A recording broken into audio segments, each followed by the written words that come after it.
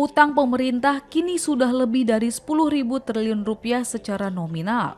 Berdasarkan catatan terbaru Direktorat Jenderal Pengelolaan Pembiayaan dan Resiko atau DJPPR Kementerian Keuangan per akhir semester 1 2026.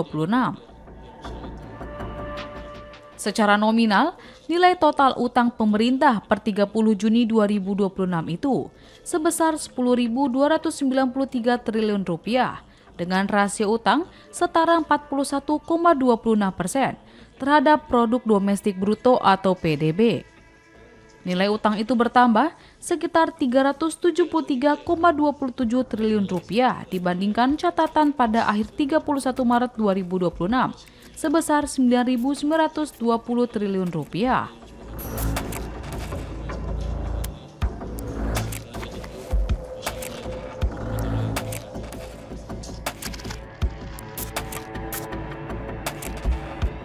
Angka ini naik 2,9% dari level 9.637 triliun rupiah pada Desember 2025.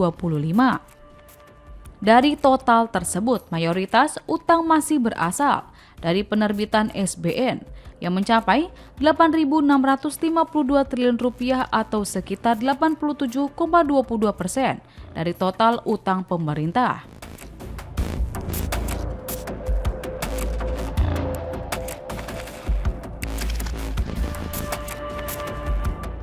Sementara itu, komponen pinjaman tercatat sebesar 1.267 triliun rupiah. Terkait hal itu, selaku Menteri Keuangan Purbaya Yudisadewa mengatakan masih akan melihat perkembangan utang pemerintah hingga akhir 2026. Sejatinya, jumlah utang pemerintah tersebut naik sebesar 282,52 triliun rupiah dibandingkan posisi akhir Desember 2025 yang sebesar 9.637 triliun rupiah. Purbaya mengatakan, rasio utang tersebut masih bisa berpeluang mengalami penurunan. Dengan alasan saat ini, utang pemerintah masih di bawah batas 60% PDB. Purbaya mengklaim, rasio utang Indonesia masih lebih rendah dibandingkan negara lain. Pemerintah dalam hal ini mengelola utang secara cermat dan terukur. Menurutnya utang Singapura di level 180% terhadap PDB. Malaysia lebih dari 60% dari PDB.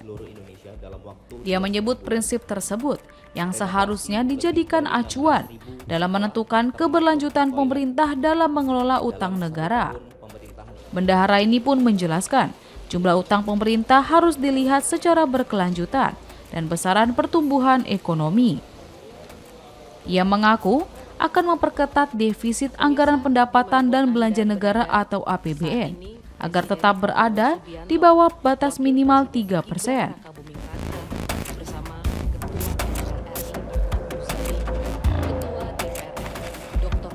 Purbaya menegaskan pihaknya juga akan mengefektifkan pengumpulan pajak tanpa menciptakan tarif atau pungutan pajak baru.